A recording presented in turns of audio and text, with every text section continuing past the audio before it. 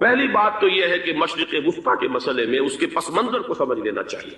ہمارے بہت سے احباب جو ہیں وہ فوری طور پر وقتی صورتوں کو، جیسے کہ حالات و واقعات ہوتے ہیں، صرف انہی کے اعتبار سے رائے قائم کرتے ہیں۔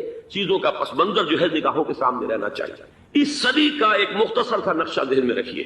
یہ 20ویں صدی کے آغاز کے وقت، جسے ہم پورا کہتے ہیں مڈل ایسٹ، بلکہ صرف مڈل ایسٹ نہیں، پورا شمالی افریقہ سلطنت عثمانیہ کا حصہ تھا، خلافت عثمانیہ۔ لیبیا، الجزائر، مصر، پورا حجاز، یمن، پورا عراق، شام، اور یہ شام ہی کے حصے ہیں در حقیقت، اردن اور لبنان، یہ سب یہ شام عرب، عراق عرب، یہ پورا علاقہ خلافت عثمانیہ یہ اس کا حصہ تھا۔ پہلی جنگ عظیم میں انگریزوں نے عربوں کو بغاوت پر آمادہ کیا، غداری پر آمادہ کیا۔ انہوں نے خلافت عثمانیہ کے خلاف بغاوت کی، بیج بوئے ان کے دلوں کے اندر نفرت کے، ابھارا انہیں، تم ترکوں کے غلام کیوں ہو، تمہیں خود حاکم ہونا چاہیے، تم کھڑے ہو جاؤ، ہم مدد کریں گے، تم بغاوت کرو، تم ان ترکوں کے خلاف ہماری مدد کرو، ہم تمہیں آزاد کر دیں گے، تم اپنے پاؤں پر خود کھڑے ہو جانا۔ یہ بہت ہی ہمارے لیے دردناک المیہ ہے پہلی جنگ عظیم کا۔ کرنل لارنس جیسا شخص، برطانوی استعمار، اور اس کے نتیجے میں عربوں نے بغاوت کی۔ اور اس قدر دردناک بات آپ کو بتا رہا ہوں، میں پہلی مرتبہ جب سن 62 میں حج کے لیے گیا مدینہ منورہ میں، ابھی وہ ریل کے انجن کھڑے ہوئے تھے۔ یہ ترکی کے زمانے میں، سلطنت عثمانیہ کے زمانے میں بغداد سے مدینے تک ریلوے لائن تھی۔ یہ پورا ایک عالم، سلطنت عثمانیہ، صرف سلطنت نہیں، خلافت عثمانیہ، پوری ٹرینیں جو ہے ترکوں کی اڑائی گئی، ہزاروں ترکوں کو شہید کیا گیا، یہاں تک کہ صحن حرم میں شہید کیے گئے سینکڑوں ترک۔ یہ جرم تھوڑے نہیں ہے، معمولی نہیں۔ آج جس کی سزا مل رہی ہے، معلوم ہونا چاہیے کہ وہ جرائم کون کون سے تھے۔ اب بھی جو لوگ گئے ہیں انہوں نے دیکھا ہوگا، ترکی کا قلعہ موجود ہے اوپر پہاڑی کے اوپر، حرم کا جو سب سے بڑا دروازہ ہے باب ملک عبدالعزیز، اس کے سامنے ایک لائبریری ہوتی تھی، اب تو غالباً وہ بھی گرا دی گئی ہے، اس کے پیچھے پہاڑی پر ترکوں کا قلعہ ہے پرانا، اس پر توپیں موجود تھیں۔ جب بغاوت ہوئی ہے، جو حرم میں آئے ہوئے تھے ترک فوجی، ظاہر بات ہے نہتے، وہ تو نماز پڑھنے آئے ہوئے تھے، ان کو وہاں ذبح کیا گیا ہے۔ اور ترکوں نے اپنی توپیں استعمال نہیں کی کہ کہیں بیت اللہ کو کوئی عدم نہ پہنچ جائے۔ بہرحال یہ غداری ہوئی ہے پہلی جنگ عظیم کے دوران، اور نہ صرف ترکوں کے، عربوں نے کی ہے۔ جیسا کہ میں نے کہا تھا، دو ہیں سب سے بڑے مجرم روئے ارضی کے اوپر امت مسلمہ کے طبقات۔ ہمارا پنجابی سپاہی بھی جا کر انگریزوں کی مدد کر کے ایلن بی کو قبضہ جو لے کر دیا بغداد کا، اس میں ہمارے مسلمان پنجابی سپاہی بھی شامل۔ یہ خون چکاں باب ہے ہماری تاریخ کا اس صدی کا۔ لیکن اس کے بعد سلطنت عثمانیہ کے ٹکڑے ہو گئے، چیچڑے ہو گئے۔ ایک انگریز نے لکھا ہے یہ جملہ، ذہن میں بجھا ہوا جملہ، کہ تاریخ میں یہ بات ثبت ہو جائے گی کہ ایک انگریز نے اس سلطنت کے ٹکڑے کر دیے کہ جو عمر فاروق نے قائم کی تھی رضی اللہ تعالیٰ عنہ۔ یہ پورا عالم، یہ تمام علاقہ کس نے فتح کیا گیا؟ یہ بات ہاتھ بدل گئے تھے، پھر ترک آ گئے، خلافت عثمانیوں کے پاس چلی گئی، لیکن یہ سلطنت تو حضرت عمر رضی اللہ تعالیٰ عنہ کے زمانے سے چلی آ رہی تھی۔ اس کو ایک انگریز کرنل نے، اور اس نے بغاوت میں آمادہ کر کے عربوں کو اور ترکوں کے پیٹھ میں چھرا ڈھکوا کر ان کے ذریعے سے اور ٹکڑے کر دیے۔ لیکن جب جنگ ختم ہوئی، اب انہوں نے کہا کہ اب ہمیں آزادی دیجیے، تو اب انہیں معلوم ہوا کہ غداروں کو دنیا میں کیا ملتا ہے، ٹکڑے کر دیے گئے۔ یہ حصہ عراق یہ انگریز کے پاس رہے گا، شام کا یہ علاقہ یہ فرانسیسیوں کے پاس رہے گا، مصر پر انگریزوں کا تسلط رہے گا، لیبیا اطالویوں کے پاس رہے گا۔ لے دے کر یہ جو علاقہ تھا حجاز، کیونکہ وہاں کچھ تھا ہی نہیں، بوادن غیر ذی زرع، یہ عربوں کے پاس چھوڑ دیا گیا۔ اس وقت جو بادشاہ ہیں شاہ حسین اردن کے، ان کے دادا سب سے بڑے غدار وہی تھے، لہذا ان کو اس علاقے کی بادشاہت دے دی گئی۔ اس کے بعد نجد سے ایک تحریک اٹھی ہے، وہ سعودی جو خاندان ہے وہ نجد سے اٹھا۔ نجد میں اس وقت کچھ بھی نہیں تھا، وہ تو صرف ریت کے تودے تھے اور کچھ بھی نہیں، لہذا ادھر کسی استعماری قوت کو دیکھنے کی ضرورت ہی نہیں تھی۔ وہ تو بعد میں تیل برآمد ہوا، اس کی حیثیت ہو گئی، اور یہ امارات کا علاقہ جو ہے اس کی دنیا میں اب گویا کہ یوں سمجھیے کہ جو سب سے زیادہ اہم علاقے ہو سکتے ہیں روئے ارضی کے نقشے پر، ان میں سے ایک وہ ہو گیا۔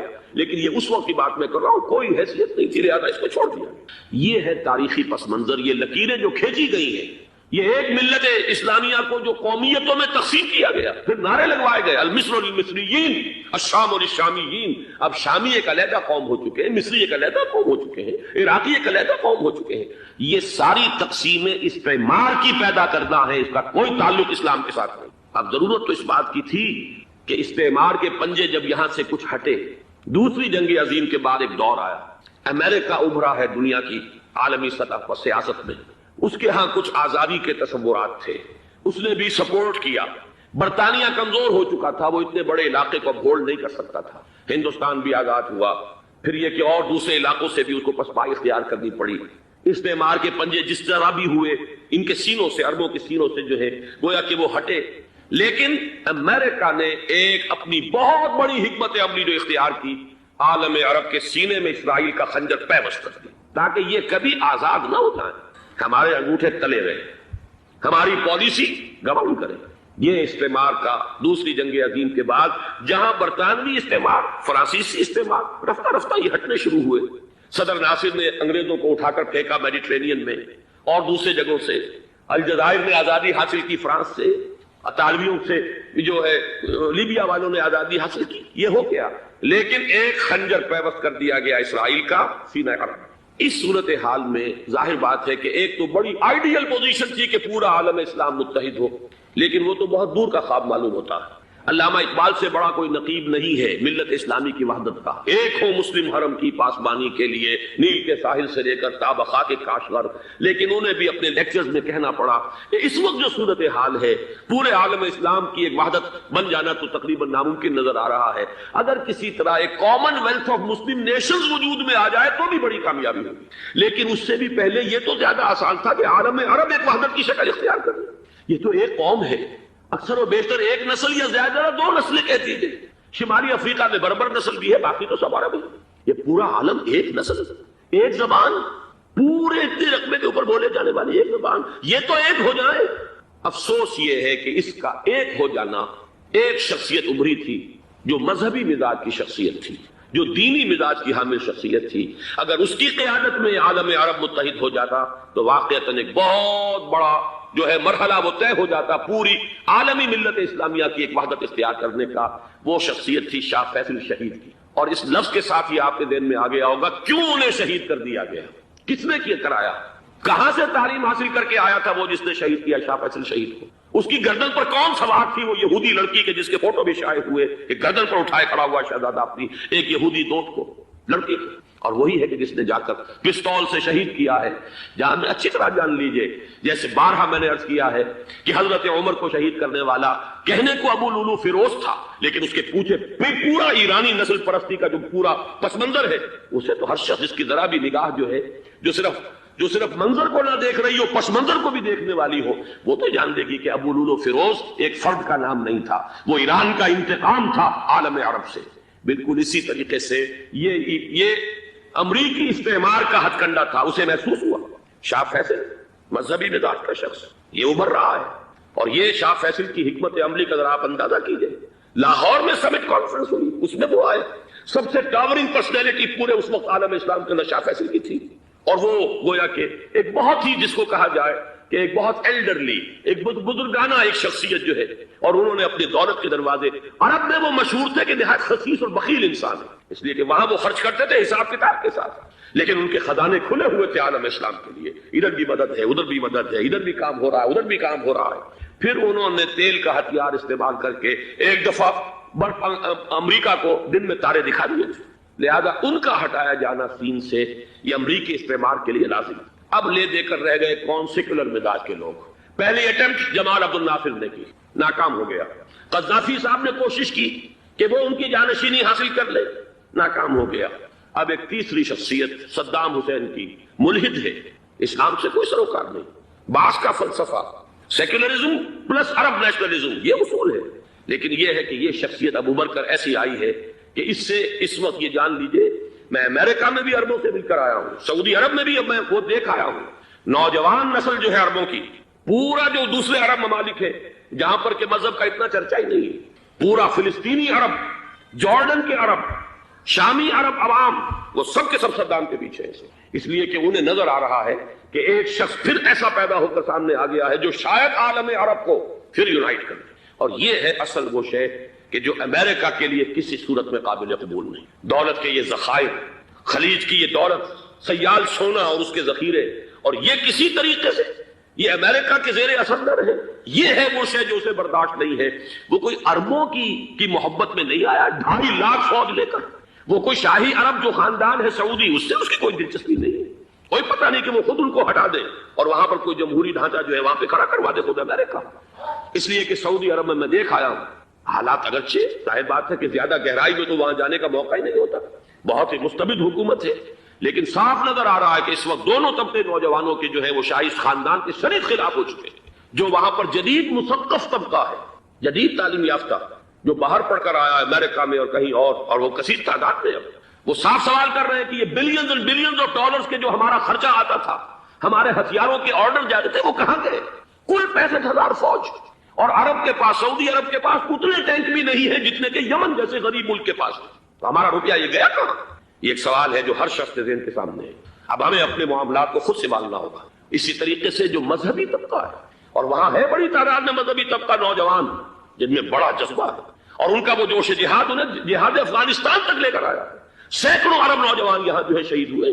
اپنے ملک میں تو انہیں بولنے کی بھی کوئی امکان نہیں ہے, لیکن یہاں وہ جذبہ جو اندر اندر پروان چڑھ رہا ہے, وہ جذبہ انہیں لایا ہے, اور افغانستان کی سنگلاخ وادیوں کے اندر انہوں نے جام شہادت نوش کیا ہے. وہ طبقہ بھی شدید اب مخالف ہو چکا ہے کہ انہوں نے امریکیوں کو بلا کر, ان میں یہودی بھی ہیں, عیسائی تو ہے ہی ہے, یہودی ہیں, یہودی عورتیں ہیں, جو کچھ اب وہاں بے حیائی اور بے پردگی کے مناظر نظر آ رہے ہیں. یہ سرزمین عرب, میں نے امریکہ میں تقریر سنی ہے اسنا کے جو فائنل ان کا ایک سیشن تھا, اسلامک سوسائٹی آف نارتھ امریکہ, جس میں میں مدعو کیا گیا تھا, اور اسی لیے میں نے یہ سفر کیا تھا. ایک نوجوان نے جو تقریر وہاں پر کی ہے, واقعہ یہ ہے کہ میں حیران رہ گیا اس کی جرأت کا. اس نے کہا کہ حضور نے فرمایا تھا کہ جزیرہ نما عرب میں 2 دین جمع نہیں ہو سکتے, اور آج شاہی خاندان کی صرف اپنی حکومت کو بچانے کے لیے امریکیوں کو اتنی بڑی تعداد میں بلا لیا گیا ہے, جن میں موبائل چرچ بھی ہیں, موبائل سینیگوگز ہیں. یہودی مرد اور عورتیں جو ہے دندناتے پھر رہے ہیں آج عرب کی سرزمین پر. لہذا جو مذہبی طبقہ ہے وہ اس پر شدید رد عمل جو ہے اس کے اندر پایا جاتا ہے. یہ حالات ہیں جو میں آپ کے سامنے چاہتا تھا کہ رکھوں. یہ وہ شامت اعمال ہے. ایک طرف یہ کہ وہ شخصیت جو ہے صدام حسین کی, وہ کوئی پسندیدہ شخصیت نہیں, لیکن یہ کہ اس شخصیت کو تقویت دینے والے بھی تو یہی لوگ تھے. انہیں خطرہ تھا ایران کے انقلاب سے کہ کہیں اسی قسم کا کوئی انقلاب ہمارے ہاں نہ آ جائے, لہذا انقلاب ایران کو ایکسپورٹ نہ ہونے دے, اس لیے انہوں نے اسی صدام حسین کو بلینز اور بلینز آف ڈالرز کی مدد دی. آج وہی ہے. عربی کی تو ایک کہاوت بھی ہے, سمن کلبک, یا کو لوگ اپنے کتے کو کھلا پلا کے موٹا کرو, کسی روز تمہیں کو کاٹے گا. آج وہ تو انہیں کاٹتا, لیکن یہ کہ اس کا جو علاج تجویز ہوا ہے وہ انتہائی خوفناک ہے. 2.5 لاکھ امریکی وہ استعمار کے پنجے جو بمشکل عالم عرب کے سینے سے جو گڑے ہوئے تھے اس استعمار نے, مشکل ہٹے تھے کہ ایک دم اب وہاں پر خبریں آ رہی ہیں, فرانسیسی بھی آ رہے ہیں, برطانوی بھی آ رہے ہیں, کہاں سے فوجیں آ رہی ہیں, اور وہاں پر 2.5 لاکھ تو صرف امریکن آرمی کا, اس میں تقریباً 1.5 لاکھ تو پہنچ چکی. اور جو بھی ہوگا وہاں پر, جیسا کہ میں نے عرض کیا ہے, اس قدر خوفناک سین ہے. میں نے بہت سے حضرات واقف ہوں گے, کئی مرتبہ میں نے حوالہ دیا ہے مولانا سید حامد دیا رحمہ اللہ کا. انہوں نے ایک دفعہ مجھے بتایا تھا کہ احادیث میں جو قرب قیامت کے حالات و واقعات کی پیشن گوئیاں ہیں, ان میں یہ ہے کہ وہ جو آخری جنگ ہو رہی ہے جو کہ دجال کے خلاف ہوگی مسلمانوں کی, اور جس میں کہ حضرت مسیح علیہ السلام کا نزول ہوگا, جس کے سلسلے میں اس سے پہلے ایک جنگ ہوگی بہت خوفناک, بہت خوفناک. اور عجیب الفاظ ان کے یہ تھے کہ اس میں ایک طرف مسلمان اور عیسائی اور یہودی تینوں ہوں گے. یہ بات سمجھ میں نہیں آتی تھی کہ مسلمان اور یہودی ایک جگہ کیسے جمع ہو سکتے ہیں. آج وہ نقشہ نظر آ گیا. آج اسرائیل, امریکہ, سعودی عرب, اب یہ ایک ہے. بلکہ چلتے آئیے, مصر, اسرائیل, سعودی عرب اور جو بھی ان کے حواری ہیں وہ سب ایک ساتھ میں کھڑے ہیں, اور ان کے اوپر سیادت کس کی؟ امریکہ کی. وہ نقشہ آ گیا ہے. اور اس جنگ کے سلسلے میں مولانا حامد میاں رحمہ اللہ نے مجھے بتایا تھا کہ حدیث میں الفاظ آئے ہیں, اتنے لوگ ہلاک ہوں گے, اتنے لوگ ہلاک ہوں گے, اتنے لوگ ہلاک ہوں گے کہ ایک پرندہ سینکڑوں میل تک اڑتا ہوا چلا جائے گا اور اسے سوائے لاشوں کے اور کچھ نظر نہیں. یہ نقشہ خاکم بدہن تلا ہوا ہے, کھڑا ہوا ہے. جو بھی ہوگا کیمیاوی جنگ, کیمیاوی وارفیئر, کیمیکل وارفیئر, اور پھر ایٹمک وارفیئر, جس کی کھلی دھمکیاں دی جائیں. کبھی کوریا کے بارے میں اندیشہ تھا کہ یہ درندے خدا کی دھرتی کو, کوریا کی غریب بستی کو ناگاساکی بنا کے چھوڑیں گے, ہیروشیما بنا کے چھوڑیں گے. آج وہ صورتحال جو ہے عالم عرب پر, heart of the Arab land, اس پر یہ صورتحال بالکل تلی کھڑی. اس میں ہمیں کیا کرنا چاہیے؟ میں نے یہ چاہا کہ پورا پس منظر آپ کے سامنے, صرف وقتی سا کوئی ایک نعرہ, وقتی سی کوئی ایک خبر, اس کے حوالے سے ایک جذبات کا معاملہ, پورا ایک پس منظر سامنے رکھیے. اب وہ آپ کو شاید میری باتیں جو ہے وہ سمجھ میں آ جائیں. نمبر 1, ہمیں کسی صورت اس جنگ میں امریکہ کے گھڑے کی مچھلی نہیں بننا چاہیے. امریکہ اسلام کے تحفظ کے لیے نہیں آیا, امریکہ حرمین کی حفاظت کے لیے نہیں آیا. امریکہ اپنے مفادات، عالمی مفادات کے تحفظ کے لیے آیا، اور زیادہ سے زیادہ آپ کہہ سکتے ہیں کہ وہ سعودی شاہی خاندان کی حفاظت کے لیے آیا، اور بڑا عمدہ مضمون چھپا تھا پچھلے، بلکہ ابھی تک تو وہ تازہ ہی ہے جب تک نیا نہیں آتا، ندا میں، جس کا عنوان تھا اربوں کا چھرا اور اربوں کا گدا۔ سارے پیسے بھی انہیں سے لے رہے ہیں۔ $12 بلین کا ایک چیک لے کر گیا جیمز بیکر۔ اندازہ تو کیجیے دنیا کہاں سے کہاں پہنچ گئی۔ میں حیرت ہوں کہ دنیا کیا سے کیا ہو جائے گی۔ 2 ماہ قبل اس کا تصور نہیں ہو سکتا تھا۔ اتنی بڑی قوت امریکہ کی، تباہ کن قوت، اور جمع ہو جائے گی عرب کے اندر۔ لیکن یہ کہ وہ کاس بھی اربوں ہی کی ہوگی، انہی کا چھرا انہی کا گلا۔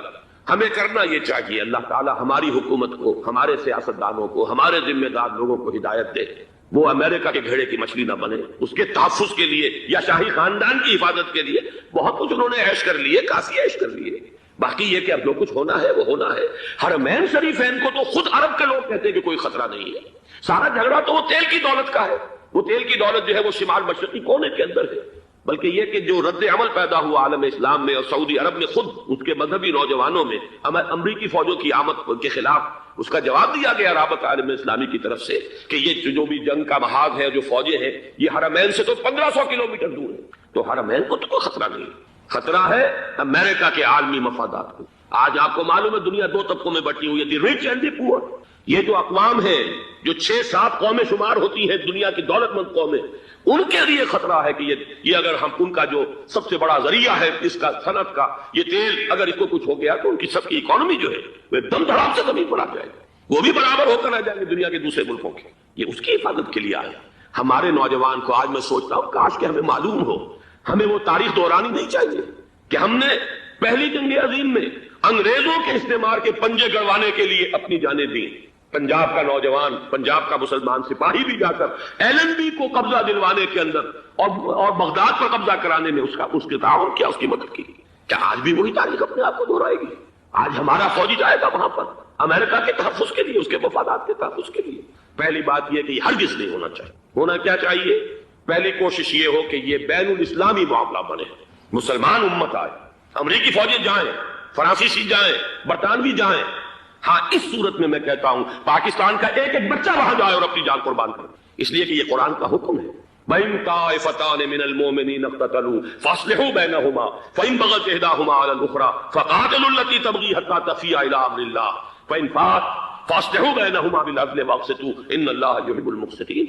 امت مسلمہ کو حکم دیا گیا ہے اگر مسلمانوں کے 2 گروہ لڑ پڑے تو تم صلح کراؤ، اور اگر ایک فریق زیادتی پر تلا رہے، اڑا رہے، تو اب سب مل کر اس سے جنگ کرو یہاں تک کہ اسے اللہ کے حکم کے آگے جھکا دو۔ پھر اگر وہ اللہ کا حکم مان لے، صلح پر آ جائے، تو پھر عدل و قسط کے ساتھ ان کے درمیان صلح کرا دو۔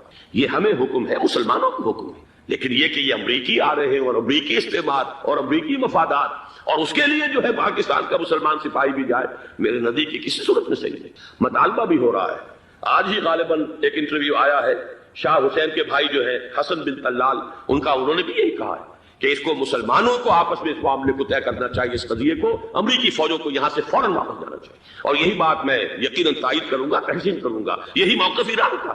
ایران عراق کے خلاف جو UN کے سینکشنز ہیں، کہتا ہے ہم اس کی پابندی کریں گے، لیکن امریکہ کو یہاں سے نکلنا چاہیے۔ یہ مسلمانوں کا اپنا معاملہ ہے، وہ آپس میں طے کریں۔ پاکستان کو بھی یہی موقف اختیار کرنا چاہیے پوری قوت کے ساتھ۔ اس میں کوئی بھی اگر کمزوری ہو رہی ہے تو در حقیقت یہ گویا کہ ہم امریکی استعمار کے ہاتھ میں اس کا ہارا کار بن کر، کھلونا بن کر استعمال ہو رہے ہیں، جو کہ ہمیں کسی صورت میں نہیں کرنا چاہیے۔ اگر یہ بھی ناکافی ہو تو دوسرا ایک اور مسئلے کا حل موجود ہے اس سے براڈر سطح پر، کہ غیر جانبدار ممالک اگر کوئی ہے ان کو بھی اس قضیے کے اندر شامل کیا جائے۔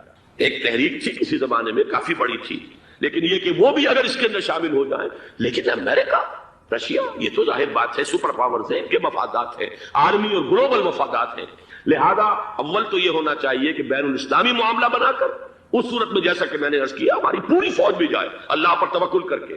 پاکستان کا محافظ اللہ ہوگا، اگر اللہ کے ایک حکم کے اوپر عمل کرتے ہوئے مسلمان یہاں سے جائے اور جا کر وہاں پر جو ہے اپنی جانیں دینے کو تیار ہو جائے۔ لیکن اگر یہ اس میں بھی کافی نہ ہو تو جو بھی غیر جانبدار ممالک ہیں ان کو بھی اس معاملے کے اندر شریک کیا جا سکتا ہے۔ بدرجہ آخر اگر پاکستانی فوج جائے وہ صرف حرمین شریفین کے گرد و نواح میں ان کو ڈپلوائے کیا جانا چاہیے۔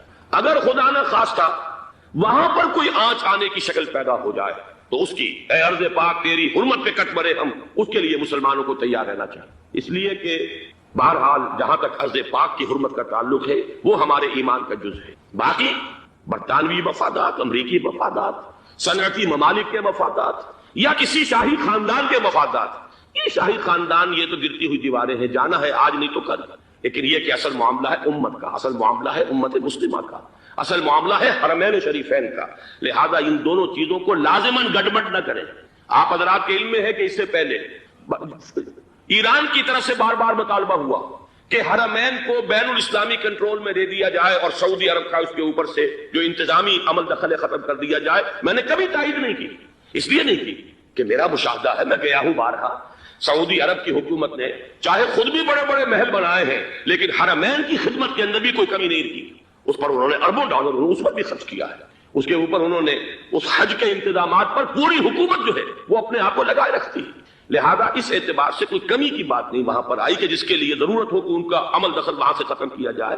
لیکن یہ صورتحال اب جو پیدا ہو گئی ہے یہ بالکل مختلف ہے، اسے اس کے کانٹیکسٹ کے اندر دیکھا جانا چاہیے اور اسی کے حوالے سے میں نے چند رائے آپ کے سامنے رکھی. اب آئیے پاکستان کی طرف جو ہمارا اصل مسئلہ ہے، اس کے تو ہم سب سے بڑے ذمہ دار ہیں. اس کی بھلائی ہے تو، برائی ہے تو، اس میں خیر آتا ہے تو وہ بھی ہماری کوشش اس کے لیے ضروری ہے، اور کوئی شر پیدا ہوتا ہے تو اس کی ذمہ داری بھی ہم پر آئے گی.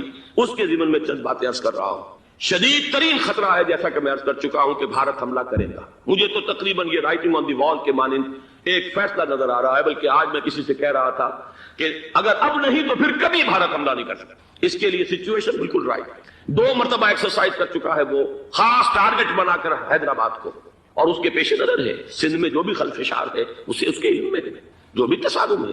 اب بھی اگرچہ اس وقت کی جو ہماری اندرونی سیاست ہے یہ اس کا کرشمہ سامنے آیا ہے کہ جی ایم سید صاحب کو ایگزونریٹ کیا جا رہا ہے، ان کو محب وطن کا خطاب دوبارہ دیا جا رہا ہے. وہ شخص کہ جس نے اسلام کے خلاف انتہائی زہریلی باتیں کی ہیں، وہ شخص جس کی کتاب اب پاکستان ٹوٹ جانا چاہیے، وہ لاکھوں کی تعداد میں ہندوستان سے چھپ کر آئی ہے، یہاں تقسیم ہوئی ہے، آج اسے سند دی جا رہی ہے. یہ ہے ہماری اندرونی سیاست کے کرشمے. میں اس پر تفصیل سے نہیں جانا چاہتا، لیکن اس شخص کی دیکھیے وہ جو علامہ اقبال کا شعر ہے کہ بت کرے میں برہمن کی پختہ زناری بھی دیکھ، دیکھ کعبے میں شکست رشتہ تسبیح شیخ، اور بت قدے میں برہمن کی پختہ زناری بھی دیکھ. کہ نظر یہ آ رہا ہے کہ اس نے رہا ہوتے پہلا بیان یہ دیا ہے کہ ہماری پہلی ترجیح یہ ہے کہ پاکستان ٹوٹ جائے اور ہندوستان کے ساتھ ہم ایک انڈیپینڈنٹ اسٹیٹ کی حیثیت سے کنفیڈریشن قائم کریں. سندھو دیش confederation with India independent of Pakistan. پھر دوسری ترجیح بھی ہے، تیسری آخری ترجیح یہ ہے کہ پاکستان کو 5 ریاستوں میں تقسیم کر دیا جائے اور ایک لوز کانفیڈریشن ہو، بس اس کے سوا کچھ نہیں. 5ویں بھی وہ اردو والوں کے لیے نہیں ہے، مہاجرین کے لیے نہیں ہے، ان کے لیے تو ان کے پاس کچھ نہیں ہے. 5ویں بھی پنجاب میں سے کاٹ کر سرائکی صوبہ بنایا جائے اور سندھ میں تو بہرحال اردو بولنے والوں کو سندھی بن کر رہنا ہو. یہ اس شخص کا رہائی کے بعد بھی بیان ہے جسے آپ سند دے رہے ہیں کہ وہ محب وطن ہے، اور وہ غدار نہیں ہے، وہ پاکستان کا مخالف نہیں ہے. بہرحال یہ حالات جو ہے انتہائی خوفناک ہیں ہمارے. آج کشمیر میں جو صورتحال ہے ہندوستان کے لیے انتہائی تشویشناک ہے. جو بدنامی اس کو مل سکتی تھی مل چکی ہے. اور یہ آپ نے دیکھ لیا وہ امریکہ بہادر جو 1.5-2 لاکھ آدمی لے کر پہنچ گیا سعودی عرب میں، اس نے انگلی تک نہیں اٹھائی ہے کہ کشمیر میں بھارت کیا کر رہا ہے. یہ ہے ان کی ڈبل سٹینڈرڈز، یہ ہے ان کی بے ایمانیاں کہ بھارت وہ کچھ کر رہا ہے وہاں. آج اگر ظلم ہو رہا ہے کویت میں عراقیوں کے ذریعے، پورے ورلڈ ٹیلی ویژن پر، CNN پر، فلاں پر اور اخبارات میں، آج بھی ایک لمبا مضمون میں نے اخبار میں پڑھا ہے. لیکن یہ ہے کہ کشمیر میں کیا ہو رہا ہے کہیں تذکرہ نہیں ہو. یہ ہے دنیا کے اندر دیانت اور امانت اور شرافت کا حال، اور بین الاقوامی سیاست جو ہے اس کے ڈبل سٹینڈرڈز. لہذا جو بدنامی بھارت کو آ سکتی تھی وہ آ چکی ہے. ہندوستان سے ایک نوجوان مسلمان صحافی دہلی سے آئے تھے، نئی دنیا ایک پرچہ نکلتا ہے اس کے طرف سے وہ دورہ کر کے گئے ہیں. مجھ سے بھی لاہور میں ملے تھے، تقریباً 1 مہینہ 1.5 مہینہ ہوا. ان کے الفاظ سن کر میں کانپ گیا. انہوں نے کہا تھا کہ بھارت کی حکومت اس کے اوپر تلی ہوئی ہے کہ چاہے ایک اور آخری کشمیری کو بھی ہلاک کرنا پڑے، وہ کشمیر کے اندر کبھی بھی کوئی معاملہ جو ہے کشمیر کی آزادی یا کشمیر کو پاکستان کے لیے جانے کے لیے تیار نہیں. کیا بگڑے گا اس کا؟ آپ سمجھیے کہ اگر 80-90 کروڑ قوم کی ایک قوم ہے، 1 کروڑ آدمی ختم کرنا، ان کا دل تو جو ہے اس پہ دکھے گا نہیں. حال ہمارا یہ ہے کہ ہم تو کوئی چہرے پہ نہیں کر سکتے. ہم تو اپنی صفائی دیتے رہے کہ نہیں ہمارا کوئی ہاتھ نہیں ہے، ہم نے کچھ نہیں کیا ہے، ہمارا کوئی اس کے اندر عمل دخل نہیں ہے. بس یہی ہماری ڈپلومیسی کا شاہکار رہا. یہ حال ہے پاکستان کا. لہذا بھارت کا وہ معاملہ جو ہے، میں نے جیسا کہ آپ کے سامنے مختلف فیکٹرز گنوا دیے تھے، اندرونی اس کی سیاست، اندرونی خلفشاں، وہ تو اب آ کر رہے گا. اللہ یہ کہ اللہ تعالیٰ کے قبضہ قدرت میں ہر شے ہے، وہ ٹال دے تو ٹال دے. مجھے اقبال کا وہ شعر یاد آ رہا ہے، تقدیر تو مبرم نظر آتی ہے لیکن پیران کلیسا کی دعا ہے کہ یہ ٹل جائے. ہم دعا کریں کہ یہ ٹل جائے وقت، لیکن یہ ہے کہ تقدیر مبرم نظر آ رہی ہے. اس حالت میں ہمیں کیا کرنا چاہیے؟ نمبر ایک یہ کہ سب سے اہم شے ہے قومی یکجہتی، اور قومی یکجہتی کے اعتبار سے انتہائی خوفناک مرحلہ آ رہا ہے انتخابات کا. انتخابات میں تو کچھ نہ کچھ فساد، کچھ نہ کچھ دنگا، کچھ نہ کچھ ہنگامہ، ایک دوسرے کے خلاف کیچڑ، ایک دوسرے کے خلاف الزامات، بوچھاڑ، یہ تو بڑھتے ہیں. بھارت میں بھی قتل و غارت گری ہو جاتی ہے کچھ نہ کچھ. لہذا یہاں پر بھی پیر پگاڑا صاحب جو ہمیشہ سے کہتے چلے آ رہے ہیں فیملی پلاننگ فیملی پلاننگ، آج پھر ان کا جملہ آ گیا ہے کہ شاید اس انتخابات میں فیملی پلاننگ کے ذریعے سے کوئی بہت بڑا کام ہو جائے. پہلی بات تو یہ ہے کہ میں نے اب تک یہ کہا ہے کہ انتخاب کسی صورت میں پوسٹ پون نہیں ہونے چاہیے. اب بھی میں یہ کہتا ہوں کہ اگر تو انتخابات کا بدل صرف ایک ہے وہ مارشل لا ہے، تو پھر مارشل لا سے تو بہتر ہے کہ وہ انتخابات ہوں چاہے اس میں کوئی خلفشار بھی. اس لیے کہ مارشل لا کا مطلب جو ہے وہ تو سندھ کے اندر ایک ناگزیر دھماکہ ہو جائے گا، تباہ کن، خوفناک، اور پھر بھارت کو کچھ کرنے کی ضرورت نہیں ہوگی، کیا کرایا اسے سارا معاملہ سندھ کے اندر سے مل جائے. ماشاء اللہ ہرگز نہیں ہونا چاہیے. وہ بات جو سن 80 میں نے 18 اگست 1980 کو کہی تھی ضیاء الحق مرحوم سے، آج پھر اسی بات کی میں تکرار کر رہا ہوں، اعادہ کر رہا ہوں. ماشاء اللہ پاکستان کے لیے سوسائڈل ہے، لیکن ایک آلٹرنیٹ سامنے آیا ہے. ایک تو پشاور ہائی کورٹ کا ورڈکٹ آ گیا، اور یہ کہ کچھ اور لوگوں کی طرف سے بھی باتیں آئی ہیں. ایک دو دن ہوئے ہیں جنگ میں، دو اہم سرخیاں تھیں، اور وہ بڑے اونچے حلقہ جو ہمارا فوج کا اونچا حلقہ ہے اس کی طرف سے، اگرچہ نام کسی کا نہیں تھا. ایک تو یہ کہ ماشاءاللہ یہاں کسی صورت نہیں لگے گا. دوسرے یہ کہ کوئی قومی حکومت کی تشکیل جو ہے اگر کسی طرح ہو سکتی ہو تو وہ اس وقت کا حل ہے، اور وہ اسی شکل میں ممکن ہے. اگر تو الیکشن آپ پوسٹ پون کرتے ہیں اور اسمبلیاں پرانی بحال نہیں کرتے تو پھر تو اس کا مطلب یہ کہ ہمارا کانسٹیٹیوشن ایبروگیٹ ہو گیا اور اس کا آلٹرنیٹ سوائے ایک مارشل لا کے اور کوئی نہیں. لیکن اگر صدر اسحاق صاحب ہمت کرنے ملک کے حالات کو دیکھ کر، جو اس وقت صورتحال ہے، جو خطرات ہیں بارڈر پر، ان کو دیکھتے ہوئے یا تو یہ کہ عدالتوں کے ذریعے سے اسمبلیاں بحال ہو جائیں، اس میں حکومت زیادہ رکاوٹ نہ ڈالے، یا یہ کہ خود صدر اسحاق صاحب واپس لے سکتے ہو قدم تو واپس لے لیں، لیکن یہ کہ تمام پارٹی سے یہ پہلے عہد لے لیا جائے کہ وہ ایک قومی حکومت کی تشکیل کریں گے. یہ وہ بات ہے، آپ کو یاد ہوگا مرزا اسلم بیگ صاحب، انہوں نے بالکل شروع میں سن 88 کے الیکشن کے بعد کہا تھا کہ نیشنل گورنمنٹ فارم کی جانی چاہیے. اس وقت تو کسی نے دھیان نہیں دیا، پیپلز پارٹی بڑے نشے میں تھی، اس کو خاص طور پر سندھ میں جس طرح کا واک اوور ملا تھا اس کا ایک نشہ تھا اس کے دماغ پر، اس لیے وہ سوچنے پر تیار نہیں ہوئی. لیکن یہ کہ وہ جو ایک فارسی میں کہا جاتا ہے کہ ہر چے دانا کنت کنت ناداں لیک بعد از خرابی بسیار، اب اس خرابی بسیار کے بعد بھی اگر عقل آ جائے اور ایک نیشنل گورنمنٹ بنائی جا سکے اور اس کے حوالے سے الیکشن کو پوسٹ پون کیا جا سکے تو میرے نزدیک یہ رائے پوری قوت کے ساتھ دی جانی چاہیے، پیش کی جانی چاہیے. اس لیے کہ الیکشن اس وقت جس خلفشار کا سبب بن جائے گا، ذریعہ بن جائے گا، اس کو تو گویا کہ اور بھارت کے جو گھناونے عزائم ہیں ان کو اور تقویت دینے کا سبب اور ذریعہ بن جائے گا. دوسری بات یہ، اس قوم کے اندر جذبہ جہاد، وہ ڈیفینسو جہاد، دفاعی جہاد، جس کے بارے میں کوئی دو رائے نہیں ہو سکتی کہ اس کے لیے جو جان بھی دی جائے گی وہ شہادت کی موت ہوگی. اس لیے کہ حضور کی حدیث ہے من قتل دون مالہ فہو شہید، جو شخص اپنے مال کی حفاظت کرتے ہوئے مارا گیا مسلمان وہ شہید ہے. تو ظاہر بات ہے کہ اپنی آزادی کا تحفظ جو ہے وہ مال کے تحفظ سے زیادہ اہمیت رکھنے والی شے ہے. ایک جذبہ جہاد پیدا کیا جائے اور ایک پیپلز آرمی یہاں پر کھڑی کی جائے. عوامی فوج صرف نہیں کر سکے گی تحفظ جب تک کہ پوری قوم جو ہے وہ فوج کی شکل اختیار نہ کر لے. لیکن ظاہر بات ہے کہ اس کا بھی امکان اسی صورت میں ہوگا جبکہ کوئی ایسی حکومت وجود میں آ گئی ہو کہ جس میں اپوزیشن اور گورنمنٹ کا جھگڑا جو ہے وہ اوپر نہ چل رہا ہو، وہ آپس کی محض آرائی نہ ہو، تبھی کوئی پیپلز آرمی جو ہے اس کا تصور جو ہے سامنے آ سکتا ہے. اللہ تعالیٰ توفیق دے کہ ہم اس کو بھی کر سکیں. آخری بات، آج میں سوچ رہا تھا کہ حضور کو اللہ تعالیٰ نے 2 تلواریں دے کر بھیجا تھا. ایک تلوار قرآن، جاہدہم بہی جہادا کبیرا، اے محمد یہ ہے آپ کی تلوار، اس کے ذریعے جہاد کیجئے، قلع کما کیجئے جاہلیت قدیمہ کا بھی، قلع کما کیجئے جاہلیت جدیدہ کا بھی، اور یہ بے یقینی کو رفع کیجئے، ایمان پیدا کیجئے. یہ ہے کہ جو آج ہمارے پاس وہ جہاد بالقرآن کے حوالے سے ہے. اور دوسرا ہتھیار تھا دین حق، هو الذي ارسل رسوله بالهدى ودين الحق ليظهره على الدين كله. وہ نظام میں عدل اجتماعی، وہ جو واقعہ یہ ہے کہ اگر اس کا نمونہ دنیا کو دکھا دیا جائے تو پوری دنیا اسے قبول کرے گی. اس لیے کہ دنیا تو پیاسی ہے، دنیا مختلف نظاموں کو ٹرائی کر کے تھک چکی ہے، اس نے جمہوریت کا تجربہ بھی کر لیا ہے، جس نے سرمایہ داروں کی آمریت کی شکل اختیار کر لی۔ دنیا نے کمیونزم کا تجربہ بھی کر لیا ہے، وہاں سے بھی پسپائی اختیار کر رہی ہے نوع انسانی، لیکن یہ کہ وہ نظام عدل اجتماعی تو ہمارے پاس تھا۔ پچھلے سال آپ کو یاد ہوگا یہاں پر دسمبر کے مہینے میں اس کے اوپر سیمینار ہوئے تھے، سیاسی نظام، معاشی نظام، معاشرتی نظام، اخلاقی نظام، وہ پورا نظام زندگی جو ہے وہ ہمارے پاس ہے، جس کے لیے یہ ملک لیا گیا تھا، اسلامی انقلاب برپا کر کے، اور یہاں پر اس دین کو قائم کیا جائے۔ میں چند باتیں بھارت کے حوالے سے کہنا چاہتا ہوں۔ بھارت کے سلسلے میں ہم سے بہت بڑی بڑی کوتاہیاں ہوئی ہیں ہندو قوم کے حوالے سے۔ پہلی کوتاہی یہ ہوئی کہ ہم نے 800 یا 1000 برس تک حکومت کی، اگرچہ صوفیاء نے کچھ تبلیغ کی یہاں پر، لیکن علمی سطح پر، انٹلیکچوئل لیول پر کوئی تبلیغ کا کام نہیں کیا۔ ہندوؤں کی جو اعلیٰ ذات کے لوگ ہیں، اور ہندو ذہن ہے فلسفیانہ ذہن، اس فلسفیانہ ذہن کو ہم نے کبھی سمجھنے کی کوشش نہیں کی، اس تک ہم نے دین کی دعوت کو نہیں پہنچایا۔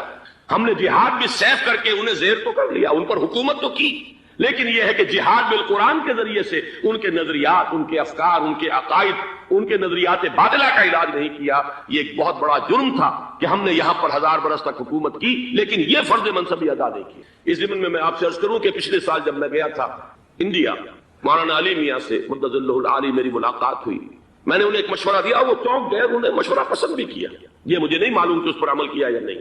میں نے ان سے عرض کیا کہ آپ ندوۃ العلماء میں سنسکرت کی تعلیم لازم کر دیں، تاکہ یہاں کا عالم دین جو نکلے وہ ہندو جو مذہب کی کتابیں ہیں ٹاپ کی، امہات کتب، ان کو بھی سمجھ سکتا ہو۔ جب تک آپ ہندو ذہن کو نہیں سمجھیں گے، اسلام اس کے سامنے پیش نہیں کر سکتے۔ لہذا ایک کام تو ہمیں یہ کرنا ہے، اور میں نے شاید آپ میں سے جو حضرات بھی میثاق پڑھتے ہیں ان کے تو علم میں یہ بات ہوگی کہ میں نے شاہ ولی اللہ دہلوی رحمۃ اللہ علیہ کا ایک قول جو ہے نقل کیا ہے، ہندوستان ہی کے ایک رسالے میں وہ ان کا قول جو ہے اس کو کوٹ کیا گیا تھا، وہاں سے میں نے نقل کیا کہ انہوں نے فرمایا کہ ایک وقت آئے گا کہ ہندو قوم کے اعلیٰ ذات کی اکثریت اسلام قبول کر لے، اللہ کرے کہ وہ کام ہو، وہ بھی ہوگا تو جہاد بالقرآن کے ذریعے سے ہوگا۔ دوسری دو کوتاہیاں کیا ہوئی، دیکھیے میں اس کی مثال دے رہا ہوں۔ ہم نے اب تک اسلام کے لیے جو نعرہ بازی کی ہے اس کا نتیجہ یہ نکلا، ہندو کو ہم نے بیدار کر دیا، چوکنا کر دیا، منظم کر دیا، اپنے خلاف کھڑا کر دیا، اور ہم نے کچھ کیا نہیں۔ اس کی ایک سادہ مثال دے رہا ہوں، چپ راس چپ خاکسار تحریک دہل گیا تھا پورا ہندوستان، واقعہ یہ کہ دہل گیا تھا۔ وہ تحریک تو اس کے بعد ختم ہوئی، اب آثار قدیمہ میں کہیں رکھی ہوئی ہے، لیکن ہندو نے اس وقت سے RSS شروع کی، ہندو کو جگہ دیا۔ RSS جوابی تحریک تھی خاکسار تحریک کے مقابلے میں، اور وہ 60 برس ہو گئے مسلسل کام کر رہے ہیں، وہ تحریک موجود ہے، اور اب وہ بہت بڑی فارمیڈیبل فورس بن چکی ہے ہندوستان کے اندر۔ اسی طرح دوسری بات عرض کر رہا ہوں، ہمارے ہاں اسلام کا نعرہ، اسلامی نظام، اسلامائزیشن، حکومت، قانون، یہ پہلے تو لگا کرتا تھا اپوزیشن کے پلیٹ فارم سے۔ 11 برس جو تھے ہمارے مرحوم ضیاء الحق صاحب کے، وہ ایوان حکومت سے یہ نعرہ لگا، نتیجہ یہ نکلا ہندوستان میں رام راشٹر کی تحریک کھڑی ہو گئی جوابی رد عمل کے طور پر۔ ہم نے تو کچھ کیا بھی نہیں، سوائے کچھ کاسمیٹک تبدیلیاں، کچھ اوپر کی تبدیلیاں، کچھ رنگ و روغن، کچھ عید میلاد النبی زیادہ شوق سے اور زیادہ شان سے بنانی شروع کر دی، کچھ اور ہم نے اس طرح کے جو ہے وہ تقریبات کا آغاز کر لیا، باقی وہ اسلام کا نظام، وہ نظام تو ہم نے قائم نہیں کیا۔ میں نے جو حضرات واقف ہیں مجھ سے، انہیں یاد ہوگا یہ کہ میں سن 80 میں پہلی مرتبہ بھارت گیا تھا، پاکستان بننے کے بعد۔ سن 47 نومبر میں نے کراس کیا تھا، from East Punjab to West Punjab, Pakistan آیا، خون اور خاک آگ کے دریا عبور کر کے۔ 33 برس کے بعد میں گیا تھا واپس ہندوستان، پہلی مرتبہ سن 80 میں۔ واپس آ کے جو میں نے تقریر کی تھی اس کے چند چیزیں یاد ہوں گی بہت سے حضرات کو۔ میں نے کہا تھا میں نے 2 چیزیں بڑی اچھی دیکھی ہندوستان میں، جس سے ہندوستان میں مسلمانوں اور اسلام کے مستقبل کے بارے میں جو بہت زیادہ اندیشے اور خطرے تھے وہ دور ہو گئے۔ ایک یہ کہ ہندوستان میں بھی کوئی ایک نیشنلزم پیدا نہیں ہو سکا، بلکہ ریجنلزم ہے، علاقائیت ہے، لوگوں کے ذہن کے اندر علاقائیت ہے۔ اگر ایک مرکزی نیشنلزم پیدا ہو جائے تو بھارت بہت بڑی طاقت بن جائے گا، پورے علاقے کے لیے بہت بڑا خطرہ بن جائے گا۔ دوسری بات میں نے عرض کی تھی کہ اللہ کا شکر ہے کہ ہندو مذہب کا کوئی ریوائول وہاں نہیں ہوا۔ بائی اینڈ لارج انڈین ہندو جو ہے وہ سیکولر ذہن کا ہے، مذہب کا احیاء وہاں نہیں ہوا۔ یہ سن 19 کی بات میں کہہ رہا ہوں، اس لیے کہ مذہب کا اگر احیاء وہاں ہو جائے تو مسلمان کے لیے بڑے خطرے کی بات ہو جائے گی۔ لیکن آج میں آپ سے عرض کر رہا ہوں 1990 میں 10 برس کے بعد یہ جو 11 برس تک ہمارے ہاں اسلام کی رٹ لگی ہے، نتیجتاً اب وہاں ملیٹنٹ ہندو ریوائولزم ایک بہت بڑی قوت بن کر آ چکا ہے۔ ہم نے کچھ کیا بھی نہیں، نعرے لگائے، اور وہاں BJP اب اگلے الیکشن کے اندر وہ یقین رکھتی ہے کہ اس کی حکومت ہوگی، اس وقت بھی وی پی سنگھ کی حکومت جو ہے اسی کے بل پر کھڑی ہے. میری ملاقات ریاض میں ہوئی ہے مراد آباد کے نوجوان سے، اور گفتگو کے آخر میں وہ رو پڑا کہ ہم ہندوستانی مسلمان کیا کریں، ہم تو ایک ایسی صورتحال سے دو چار ہو گئے ہیں کہ کوئی صورت ہمیں نظر نہیں آئی بچاؤ. 30 اکتوبر کی ڈیٹ لی ہوئی ہے وی ایچ پی نے، وشوا ہندو پریشد جو ہے وی ایچ پی، اس کے دے رکھی ہے کہ ہم نے ہر صورت کچھ بھی ہو جائے، اور ایسے ایسے طریقے ان کے ہیں. وہ پہلے اینٹیں انہوں نے روانہ کرنی شروع کی تھی، اس کے بعد اب یہ ہے کہ ایک ایک گاؤں سے ایک ایک آدمی آئے گا، 30 لاکھ گاؤں سے ایک ایک آدمی چل کر آئے گا، اور وہ جب پہنچیں گے تو کوئی ان کے اوپر چونکہ ایک ایک آدمی چل کر آ رہا ہوگا، کوئی دفعہ 144 حکومت کی نہیں لگ سکے گی. اور ہم جب اتنے لوگ جمع ہو جائیں گے لا محالہ ہم نے وہ مندر جو ہے تعمیر کرنا ہے اور وہ مسجد گرا دینی ہے. اور ادھر مسلمان جو ہے آخری طور پر طے کیے ہوئے ہیں کہ چاہے ہم سب کٹ مرے لیکن ہم یہ مسجد گرنے نہیں دیں گے. خدا نہ خواستہ یہ صورتحال اگر بالفعل ہو جاتی کنفنٹریشن، اس وقت تو پھر بھی جو حکومت یو پی کی ہے وہ کچھ نہ کچھ مسلمانوں کا ساتھ دے رہی ہے، لیکن یہ کہ بے بس ہوتے کوئی دیر نہیں لگے گی. اگر لاکھوں لوگ جمع ہو جائیں اس شہر کے اندر، ایودھیا کے اندر، تو ظاہر بات ہے ہر حکومت گھٹنے ٹیکنے پر مجبور ہو جاتی ہے. 50,000 اہل تشیع نے ضیاء الحق صاحب کے گھٹنے ٹکوا دیے تھے، داغ لگڑوا دی تھی، اور وہ جو آرڈیننس تھا زکوٰۃ آرڈیننس اس میں ترمیم کروا دی تھی. کیا ہوگا؟ نہایت خوفناک صورتحال. لیکن اگر ہم یہاں اسلام صرف نام نہ ہو عملاً قائم کر کے دکھا دیں، مجھے یقین ہے کہ خود ہندو اسے قبول کرے گا. یہ تو نعمت ہے، یہ راحت ہے، یہ نظام عدل ہے، یہ تو بہترین حل ہے ہمارے تمام مسائل کا. لیکن یہ کہ اگر ہم نے وہ کام نہ کیا، وہ اسلامی انقلاب کی طرف پیش قدمی نہ کی، وہ جاہدہم بہ جہادا کبیرہ کے ذریعے سے ایمان، اور ایمان کے ساتھ اس کا لازمی نتیجہ وہ ایک جد و جہد، انقلابی جد و جہد، اور اس کے نتیجے میں پاکستان میں اسلامی انقلاب لا کر اسلام کے نظام عدل اجتماعی کو قائم کرنا، یہ ہے دوسرا کرنے کا اصل کام. اور یہ ہے در حقیقت جو ہمارے تمام مسائل کا حل ہے. اسلام کا زوال شروع ہو گیا خلافت راشدہ کے خاتمے کے ساتھ. حضور کی حدیث بدأ الاسلام غریبا وسیعود کما بدأ فطوبى للغرباء. اسلام کمزور تھا، اجنبی تھا، غریب تھا، کوئی اس کا جاننے والا نہیں، پہچاننے والا نہیں، پرسان حال نہیں تھا. لیکن اب اللہ نے اسلام کو غلبہ دیا ہے، اب سبھی ٹھاڈے کے سب دوست ہیں، طاقتور کے تو سبھی جو ہے ساتھی ہیں، لہذا اب سب ساتھ دے رہے ہیں. لیکن تم دیکھنا اسلام بہت جلد پھر غریب ہو جائے گا. بدأ الاسلام غریبا وسیعود کما بدأ. فعل مضارع پر جب سین آتا ہے وہ ہے مستقبل قریب، ان قریب اسلام پھر غریب ہو جائے. اس کے بعد سے اب تک کی تاریخ اگر میں بیان کروں تو پھر صبح ہو جائے گی. حضور نے فرمایا اوتی تو جوامع الکلم، مجھے اللہ تعالیٰ نے نہایت جامع کلمات عطا کیے ہیں. ایک حدیث کے حوالے سے اب تک کی تاریخ 14 برس سے چند سال کم کی تاریخ ایک حدیث میں. مسند احمد ابن حنبل کی روایت، نعمان ابن بشیر رضی اللہ تعالیٰ عنہ راوی. غالباً یہ کتاب کا یہاں تقسیم ہوا ہوگا، اس میں یہ حدیث کے ٹیکسٹ موجود. میں اگر لفظاً معاملہ لے کر چلوں گا تو معاملہ مشکل ہو جائے گا. ترجمہ بھی، متن بھی، یہ 4 ورقہ ہے، جنہیں نہیں ملا وہ جاتے ہوئے لیتے جائیں ضرور. حدیث کا لب لباب کیا ہے؟ حضور نے اپنے دور سے لے کر قیامت تک 5 ادوار گنوائے ہیں تاریخ کے. پہلا دور دور نبوت، دور سعادت. دوسرا دور خلافت علی منہاج النبوہ، نبوت کے نقش قدم پر، نبوت کے طریق پر خلافت. کیا مطلب؟ خلافت راشدہ میں وہ نظام جو کا تو قائم رہا جو محمد عربی صلی اللہ علیہ وسلم نے قائم فرمایا تھا. تیسرے دور کو کہا آپ نے ظالم ملوکیت، بادشاہت. بادشاہت کا ایک اعتبار سے تو آغاز حضرت معاویہ سے بھی ہو گیا رضی اللہ تعالی عنہ.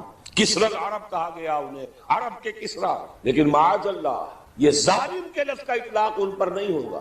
ان کے 20 سالہ دور خلافت میں نہ کوئی خانہ جنگی، نہ کسی کو قتل کیا گیا، نہ کسی کے پر زیادتی کی گئی، پرامن تھا. اگرچہ خلافت راشدہ میں اہل سنت بھی اسے شمار نہیں کرتے. اپنی ذات میں تو راشد تھے کہ نہیں، خلیفہ تھے کہ اپنے وہ صحابی تھے کہ نہیں، اور صحابہ اولئک هم الراشدون. لیکن خلافت راشدہ، خیر اہل تشیع کی جو رائے ہے وہ تو خیر علیحدہ ہے، اہل سنت جو ہے وہ بھی خلافت راشدہ میں شمار نہیں کرتے. ابو بکر، عمر، عثمان، علی اور آگے 6 مہینے حضرت حسن کے بھی بعض حضرات شامل کرتے ہیں تو ایک حدیث کے مطابق 30 سال کی مدت مکمل ہو جاتی ہے. ملوکیت اصولی اعتبار سے حضرت معاویہ کے دور میں شروع ہوئی، لیکن ظالم ملوکیت یزید کے دور سے، اب جو دور شروع ہوا اس میں کربلا بھی ہے.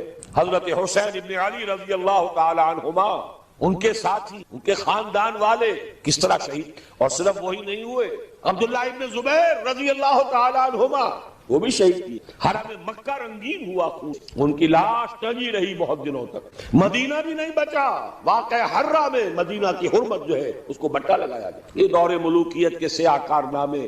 حجاج کے ہاتھوں سینکڑوں تابعین شہید ہوئے. مسلمانوں کا دور تو ابھی عروج کی طرف جا رہا ہے، اسلام کا دور غربت شروع ہو چکا. اسلام اور مسلمانوں کو علیحدہ علیحدہ شے سمجھیے، ساتھ نہیں. پہلے 30 برس بھی ساتھ تھے، بلکہ حضور کے 23 برس بھی شامل کر لیجئے. پہلی نصف صدی جو ہے وہ ساتھ ساتھ ہے. دین کا بھی عروج ہو رہا ہے، ساتھ ہی امت مسلمہ کا عروج. اس کے بعد امت مسلمہ تو چڑھتی جا رہی ہے اور دین گرنا شروع. ویسے یہ بات ذہن میں رکھیے کہ وہ کوئی 2-4 دنوں میں نہیں گرا. کھنڈر بتا رہے ہیں عمارت عظیم تھی. یہ 6 منزلہ عمارت، شاہ اسماعیل شہید نے اس اصطلاح کو استعمال کیا ہے. یہ 6 منزلہ عمارت کوئی 1000 بلکہ 1200 برس میں جا کر زمین بوس ہوئی، لیکن ہے پھر وہ گریجول ڈکلائن. تو تیسرا دور حضور نے فرمایا ظالم ملوکیت. چوتھا دور فرمایا غلامی والی ملوکیت، ملکن جبرین. پہلے تو 1000 برس تک بادشاہ مسلمان تو تھے، چاہے ان میں بدماش بھی تھے، عیاش بھی تھے، ظالم بھی تھے، اچھے بھی تھے، نیک بھی تھے.